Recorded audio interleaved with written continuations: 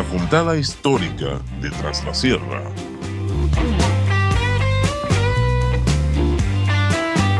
Diego Zavalla.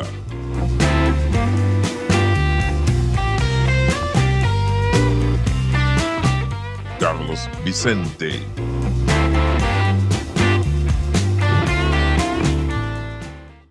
Bienvenidos una vez más. Esto es La Juntada Histórica de Tras la Sierra, episodio número 7. Soy el profe Carlos Manuel Vicente. Estoy de nuevo junto al profe Diego Manuel Zavalla para contarles sobre la historia de Villa Dolores, la historia de Tras la Sierra. Diego, el gusto de saludarte. ¿Cómo estás? Muy bien, muy contento como siempre a la hora de realizar estos videos, agradeciéndoles el acompañamiento que tienen para con nosotros, la gente que, bueno, que nos está siguiendo, los que visualizan nuestros videos en nuestra página web que diseñaste y que habilitaste hace poco tiempo, a los medios de comunicación que están atentos a nuestras publicaciones, a nuestras ediciones para bueno, publicitarlos y bueno, con las mejores expectativas de seguir con este proyecto. Proyecto que sigue creciendo. Bien dijiste lo de la página web que pueden visitar y ver, por ejemplo, fotos, entre otras cosas, haciendo un aporte a la cultura de Villa Dolores, de Tras la Sierra, que es el objetivo final de la Junta de Histórica, ¿cierto? En el día de hoy nos vamos a concentrar en lo que son los años de 1930 a 1946 para prestar atención a dos intendencias. Es el caso de Benito Iglesias y de Juan Manuel Calvet, que le van a dar un nuevo impulso a la ciudad, una modernización para que ya vaya adquiriendo las características y la fisonomía que tiene en la actualidad. Por supuesto que va a mejorar mucho más, va a transformarse la ciudad mucho más, pero ya en esta época empieza a adoptar la fisonomía que tiene en la actualidad. Pero para eso es importante, como siempre, hacer una contextualización para que se comprenda mejor lo que pasaba en la región. O sea, siempre la contextualización que intentamos hacer es para entender las políticas de Estado que van a implementar, en este caso, estos dos enormes e importantísimos personajes de la historia dolorense como Benito Iglesias y Luis Calvet, que bien nos nombraste recién. Y bueno, entre 1930 y 1946, pero en forma muy breve y muy acotada, ¿qué es lo que podemos decir a nivel nacional, a nivel provincial, que va a repercutir en nuestra ciudad? Bueno, el 6 de septiembre de 1930 se produce el primer golpe de Estado que depone de su rol de presidente a Hipólito Yrigoyen, el radical Hipólito Yrigoyen, a manos de José Uriburu y de Agustín Justo, iniciando una breve dictadura hasta que llega a la presidencia en forma fraudulenta el mismo Agustín Justo, y se inicia un periodo que algunos periodistas lo denominaron como la década infame, en donde se caracteriza obviamente por el llamado fraude patriótico, o sea, hacer trampa en las elecciones por el bien de la patria, de todo un sinsentido, la violencia política, ¿cierto? Este, eh, Van a aparecer también en esta época de muchas crisis económicas debido más que nada a la caída de la bolsa de Wall Street del año 1929, que sigue repercutiendo en nuestro país como en Estados Unidos también. Eso va a llevar a que haya, bueno, desocupación, persecuciones a movimientos obreros, el anarquismo, el socialismo y, bueno, y el comunismo que también se está manifestando en nuestro país. Eh, Va a haber una serie de medidas para intentar industrializar el país, pero que no va a repercutir demasiado porque no es una política de Estado, que es algo que sí se va a dar ya a partir del año 1947, durante la presidencia de Juan Domingo Perón. Y ya que lo nombres a este político, hay que decir que en 1943, el 4 de junio, se produce el segundo golpe de Estado y le va a poner fin, supuestamente, a la década infame.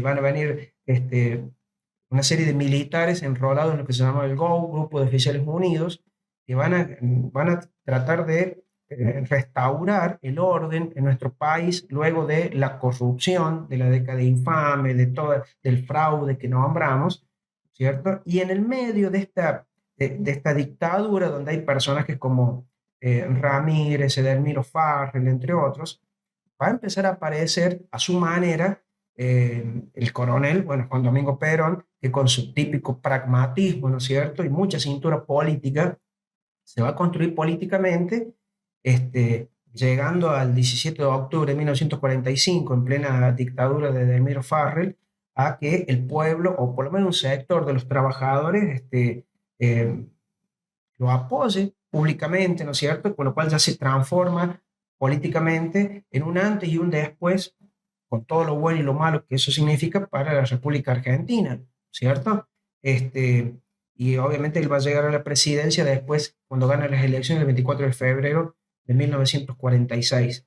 En ese contexto, la provincia de Córdoba, obviamente que también va a tener primero una serie de interventores, ¿no es cierto? Va a tener gobiernos conservadores, representados por personajes como Emilio Olmos, como Pedro J. Frías, que van a crear entes como, por ejemplo, la Dirección Provincial de Vialidad.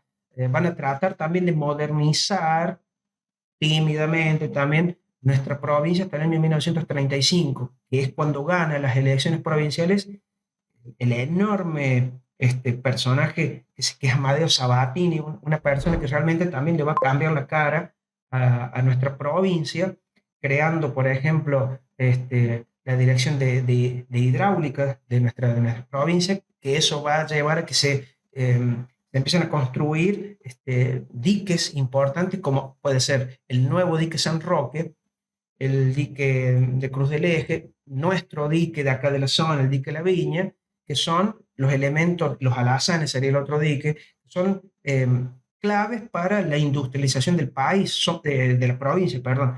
Son proyectos que ya venían de la década del 20. Industrializar la provincia significaba también ponerle freno a los grandes monopolios de empresas que generaban la energía eléctrica. Había muchas empresas norteamericanas que eran las que generaban la energía en la provincia, y bueno, había que poner freno por el exceso de el cobro de las tarifas, ¿no es cierto?, en corriente eléctrica. Amadeo Sabatini es un personaje que su eslogan de campaña era, en relación con esto que estamos hablando, agua para el norte, caminos para el sur y escuelas en todas partes, y lo cumplió en los 5 años de gobernación, ¿no es cierto? Construyó más de 170 escuelas, los diques que nombramos. Le va a continuar en la gobernación otro radical, Santiago del Castillo, que va a tener un perfil más o menos parecido hasta el golpe de Estado del 43, que obviamente la provincia de Córdoba va a ser intervenida.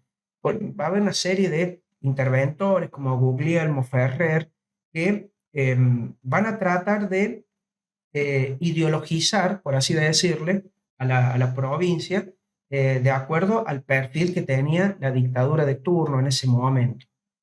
¿Y qué es lo que va a aparecer entre 1943 y 1946?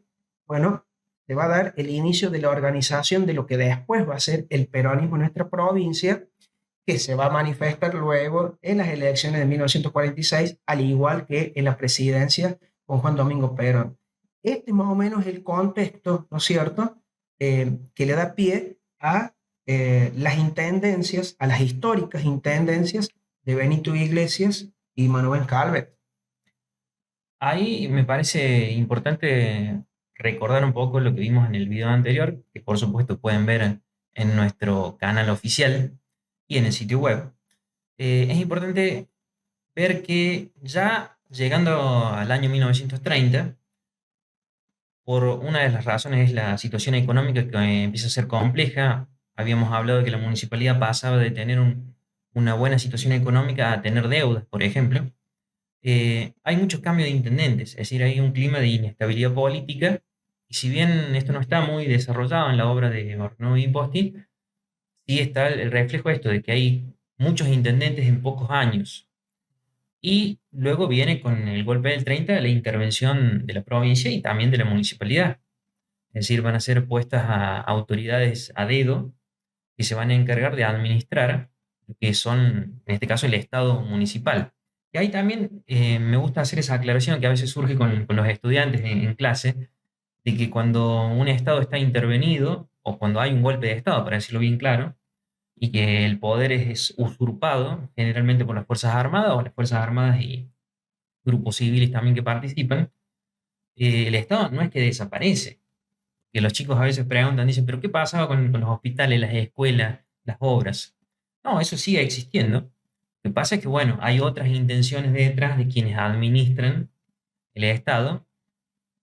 Y a eso habría que agregarle lo que vos nombraste recién de los interventores. Muchas veces los interventores son personas que o son, entre comillas, caciques políticos o responden a caciques políticos de diferentes regiones. ¿Para qué? Para mantener, primero, obviamente, el orden dentro de un contexto de dictadura, para mantener el orden de la población, pero también para que la población vea que hay alguien de los suyos que sigue gobernando y utilizando el erario público con buenos fines, en líneas generales. Claro, es como hacer, digamos, un poco de maquillaje a algo que es un gobierno autoritario. Y aquí, por ejemplo, hay obras que se van a iniciar en tiempos de intervención de la municipalidad, como es el matadero municipal, que era necesario uno nuevo. También se va a empezar a mejorar lo que es la avenida Centenario, se llamaba, que es que nosotros decimos la calle que va, Hipólito Yrigoyen, que va hacia San Pedro en la actualidad, se va a empezar a mejorar. Es decir, hay obras que empiezan y que ya cuando es elegido en 1932 Benito Iglesias, esas obras se van a terminar y va a empezar un desandar de muchas obras de gestión pública que van a transformar la ciudad. A saber, digamos, para lo más importante, se va a transformar, por ejemplo, lo que es la Plaza Mitre, se va a mejorar, se va a embellecer, se van a sacar esos árboles que eran álamos carolino muy altos, no eran apropiados, no digamos, para una plaza o para un parque céntrico, se van a reemplazar por árboles más acordes, ¿no es cierto?, a un parque más moderno, se van a hacer rellenos, se va a agregar riego, sistema de iluminación, es decir, se la va a modernizar acorde a lo que es una ciudad, o lo que una ciudad se merece. Con eso también se va a crear la plazoleta Belgrano, la plazoleta La Cañada, que para quienes nos están viendo es lo que hoy es la plazoleta Brochero, el barrio Brochero. Eh, Unos años después también va a surgir lo que es la Plaza Blanca, la Plaza Sarmiento, otro paseo de la ciudad que es muy bonito, se va a crear en 1936, se va a inaugurar para 1938, lleva ese nombre en homenaje a los 50 años de la muerte de Domingo Faustino Sarmiento. Y hablando de economía y de cultivos, habíamos estado hablando antes de que durante la gobernación de Amadeo Sabatini, como política de Estado, se empezó a promover dos tipos de cultivos en casi todo lo que sería el norte y el oeste cordobés, que serían el algodón y el olivo. ¿Y eso cómo repercutió aquí? Bueno, acá también vamos a ver que es una época donde en ese contexto nacional que venía de una transformación por todas las cuestiones de la crisis internacional, se empieza a especializar los cultivos. Y ahí surge que se hacen pruebas. Por ejemplo, hay una calle, perdón, de barrio Los Olivos que se llama Luis Laje. Este señor fue un productor que fue pionero en el cultivo de algodón. Le dio muy buenos resultados para el año 1937 y 2 años después, prueba de que este cultivo era muy factible, se crea la Asociación Algodonera Transerrana, porque este cultivo se difunde y mucho. También el tabaco comienza con semillas importadas o políticas de Estado que promueven eso, empieza a hacerse pruebas experimentales que en la década siguiente van a dar muy buenos resultados. Ya que nombras el tema del tabaco y como somos la Junta Histórica de Tras la Sierra, en Villa de las Rosas va a ser uno de los cultivos estrella de aquí de la vecina localidad, ¿no es cierto? Llegando a tener hasta un festival propio que tuvo mucha importancia a nivel nacional, un festival del tabaco, ¿no es cierto? Y bueno, las empresas que se dedicaban, las fábricas que se dedicaban a la construcción perdón, la elaboración de cigarrillos, ¿no es cierto?, que tuvo importancia a nivel nacional, por lo menos hasta fines de la década del 70 y principios de la década de los 80. Y también está, ¿no es cierto?, lo de la vid, la elaboración de vinos, la vitivinicultura, que va a prosperar muchísimo. De hecho, se puede considerar como el el primer cultivo especializado que se introduce fuera de los que ya existían desde antes, que eran los cereales, ¿no es cierto? Incluso va a existir una bodega, la bodega Champaquí, que va a tener una línea o varias líneas de vinos de muy buena calidad, que a nivel nacional van a ser reconocidos.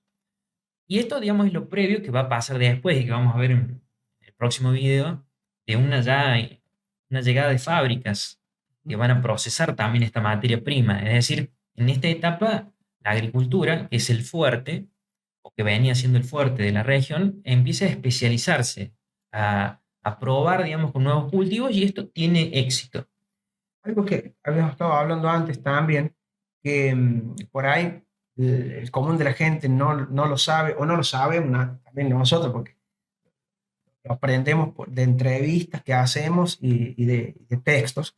El tema de las acequias, la cantidad de acequias que había aquí en la zona, que obviamente cuando se moderniza la ciudad con la labor de Benito Iglesias principalmente, o sea, tratan de que ciertas acequias muy conocidas, como por ejemplo en lo que sería las esquinas acá de Felipe Hermann y Boulevard España, entre tantas otras, o los que estaban a los costados de lo que sería la actual Plaza Mitre, o sea, se tratan de canalizar, o en barrios como puede ser barrio Los Olivos, barrio 9 de Julio, se tratan de canalizar de otra manera porque no se puede impedir las primeras pavimentaciones, las ampliaciones de las veredas, ¿no es cierto? Y todo eso también se va diagramando en la década del 30 y principios de la década del 40 con la acción de estos dos grandes personajes y políticos dolorenses como Iglesias y Manuel Calvet.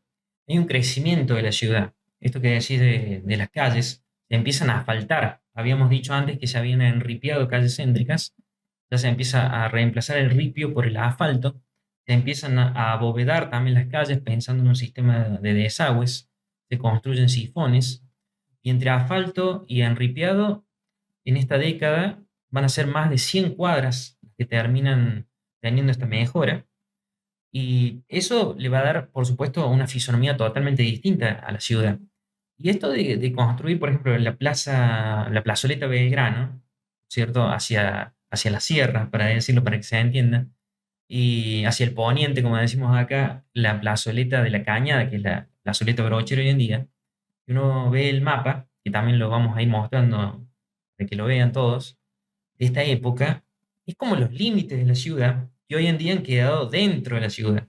Porque claro, ese proceso que empezaba en esta época, como decís vos, las acequias también quedaban dentro de los límites de la ciudad y había que solucionar un problema nuevo. Y algo que también nombramos aquí en charlas que tenemos recién y queremos compartir con ustedes es, por ejemplo, la remodelación o la refacción que va a tener la actual basílica, ¿no es cierto? Nuestra Señora de los Dolores, que entre 1939 y en 1940 se va a refaccionar y va a tener prácticamente la fachada que ya tiene actualmente, ¿no es cierto? Con esa entrada, ¿no es cierto? Con las naves laterales, que después en décadas siguientes se le van a agregar otros oratorios, ¿no es cierto? Que son tan típicos, ¿no es cierto? De la basílica. Pero las grandes refacciones y la fachada prácticamente actual, en líneas generales, que tiene la basílica, se van a dar entre 1939 y se van a inaugurar ya definitivamente el 15 de septiembre de 1940, donde, bueno, gracias a fondos nacionales y a empresas constructoras la constructora de Dante Senesi, ¿no es cierto?, que era muy conocida aquí en la zona, le van a dar esa presencia a nuestra basílica, que obviamente en esa época era la iglesia, después pasa a ser la parroquia, hasta que, bueno, toma el nombre de Basílica Menor que el que tiene en la actualidad. No todo es color de rosa, porque como hemos dicho anteriormente, que una ciudad crezca también hace que surjan problemas nuevos. Hay un problema que venía ya de vieja data, que era el tema de la salud. El Hospital San Vicente de Paul, que bueno, había solucionado esa cuestión en su momento, dijimos antes, ¿no es cierto?, eso de las infecciones y todo lo que acarreaba, ¿no es cierto?, no tener un sistema de salud y una política pública de salud. con el Hospital San Vicente de Paul lo había solucionado, pero ya para esta época había quedado pequeño con relación a la población. Es decir, que también en esta intendencia de Benito Iglesias se va a hacer una construcción de un nuevo pabellón, que hoy nosotros le decimos el Hospital Viejo, pero recientemente también ha sido reacondicionado para ser utilizado por los vecinos. Este nuevo pabellón va a estar provisto, para que tomen dimensión de lo importante que fue, de 4 salas de 40 camas, y además contaba con rayos X, cirugía, farmacia y laboratorio. Es decir, es una obra muy importante para solucionar un problema que era de todos los días, ¿no es cierto? Porque la salud es una cuestión que no puede esperar. Algo que nombraste también en la charla que teníamos antes, el tema de la terminal, lo que sería la terminal de ómnibus, ¿cierto? Bueno, uno relaciona la actual eh, terminal de ómnibus y la vieja terminal, ¿no es cierto? Pero la primera terminal funcionaba frente a la plaza, de la Plaza Mitre, en lo que sería mirando de frente el cine municipal, ¿cierto? Que desgraciadamente, bueno, tuvo un suceso hace unos años atrás que se perdió, ¿no es cierto?, por un incendio. Mirándolo de frente al actual cine municipal, a la derecha, allí funcionaba tímidamente, habían hecho unas pequeñas construcciones con algunas ventanillas para la venta de tickets, y ahí esperaban los primeros pasajeros también entre fines de la década del 30 y principios de la década del 40.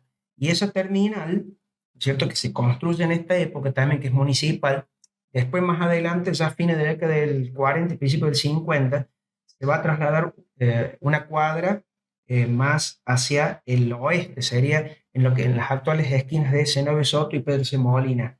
Ahí también va a funcionar en algún momento la terminal, y es también parte de esta modernización tímida que se está dando de nuestra ciudad en estos años claves, entre 1930 y 1946. Relacionado con eso está, por eso es como un aspecto se vincula con el otro. No teníamos camino, para esta época es así, ya tenemos el camino de las altas cumbres para ir a Córdoba, pero era de tierra. Y claro, se empieza a asfaltar de a poco. O sea, falta un primer tramo en esta época que lo hace el municipio hasta Las Tapias, en lo que se llamaba en esa época Avenida Cura Brochero. Ujú. Después va a cambiar de nombre. Y la provincia va a empezar a asfaltar los siguientes tramos, llegando hasta Nono, hasta Los Pozos, y finalmente para 1942 ya va a llegar a Mina Clavero. Y es el comienzo de que se empiece a asfaltar el camino a Córdoba. Ya que lo nombraste, otros autores regionales, ¿cierto?, de la zona, han publicado en diferentes textos, por ejemplo, un hecho que parece pintoresco, pero también es complemento de lo que vos estás diciendo. Aquí en la zona, obviamente en nuestra localidad, aumenta la circulación de vehículos, obviamente, más que nada de tracción sangre, ¿no es cierto? Eran muy pocos los automóviles que había, pero bueno, se juntaba mucha tierra en el ambiente. Entonces, bueno, se intenta, ya que lo nombramos del tema de las acequias, se trata de canalizar el agua, ¿no es cierto? Y durante estas intendencias es cuando se adquieren los primeros carros, por así decirlo, regantes, ¿no es cierto? Obviamente también tirados son tracciones a sangre, ¿no es cierto? Con animales, pero regar las calles es algo que se empieza a dar ya a partir de la esta década de 1930 a 1940, ¿no es cierto? Durante estas dos intendencias. También surge ahí lo que es el barrio de las calles céntricas, que ahora tienen asfalto. Sí. Y algo muy lindo, podríamos decir, es que se plantan más de 6.000 árboles en la ciudad durante la intendencia de Benito Iglesias. En su mayoría naranjos. Hoy quizás alguien puede decir que otra especie sería mejor, pero es muy importante porque los espacios verdes se habían ido perdiendo. Habíamos hablado de la deforestación y esto generaba, ¿no es cierto?, un mejor clima dentro de la ciudad, teniendo en cuenta, ¿no es cierto?, el calor que hay en Tras la Sierra. Pero los naranjos, ya que surgen, ¿no es cierto?, que lo estás nombrando, este, lo que sería la actual Avenida San Martín, ¿cierto? Cerca de la escuela normal. El aroma que uno percibe en septiembre, el del naranjo en flor, es muy típico en la Plaza Mitre, en la mayoría de las plazas. Creo que fue una idea muy interesante porque forma parte, quieran o no, pero forma parte de nuestra identidad. El aroma, como dice el tango, el perfume de naranjo en flor, tan típico y tan lindo que tiene Villa Dolores cuando llega a septiembre, los días previos al Día de la Virgen, antes del inicio de semana estudiantil, ¿no es cierto? Es muy típico de la primavera ese aroma y es fruto de esta política de Estado a nivel municipal de Benito Iglesias. Sí, muchos de estos naranjos todavía hoy están en veredas de Villa Dolores, todavía existen. Yo creo que es rescatable eso, esto de apuntar a modernizar la ciudad, pero también preocuparse sobre todo por los espacios verdes. La Plaza Blanca, por ejemplo, lo cita Barnum Imposti, que fue creada con la intención de que se pusieran juegos para niños. Ujú. Esa fue la finalidad, hacer un espacio verde pensado para los infantes. Y no sé si por ahí un último tema, que sería la cuestión de el dique La Viña, que lo nombré al principio como una de las obras típicas que se empiezan a construir durante la gobernación de Amadeo Sabatini y que se va a terminar, o sea, se va a continuar durante la gobernación de Santiago del Castillo y se concluye durante lo que serían las dictaduras, los gobiernos, con las intervenciones, ¿no es cierto?, de los militares en el año 1944. El dique que se inaugura el 3 de julio de 1944, que se inició la construcción en 1939, eh, es algo típico, ¿no es cierto?, de la zona que le va a cambiar la fisonomía también, ya que estamos hablando de este tema, a la vida productiva del valle de Tras la Sierra, ¿no es cierto? Con esa obra casi faraónica de construcción de el murallón, con esos 106 metros de altura majestuosos, ¿no es cierto? Tan particulares, ¿no es cierto? Que lo convierten en una de las represas con el murallón más alto, si no me equivoco, de Sudamérica. Eso es algo muy típico de nuestra zona, que atrae el turismo, ¿no es cierto?, en la actualidad, pero que también trajo su embellecimiento a la zona, facilitó el tema de el riego de estos cultivos que nombramos hace un tiempo, ¿cierto? Y creo que también es destacable, ¿no es cierto?, nombrarlo en este video. La construcción de ese dique, ¿no es cierto?, que le cambia prácticamente la vida económica al amplios sectores del Valle de Tras la Sierra. El dique viene también a solucionar el tema de las crecientes que tenía el río de los Sauces, que generaba dificultades porque rompía, por ejemplo, los puentes, el puente que se había construido para ir a San Pedro, más el otro puente nuevo que también se hace en esta época, en el sentido que conocemos hoy actualmente, es decir, en este-oeste, sufrían por las crecidas.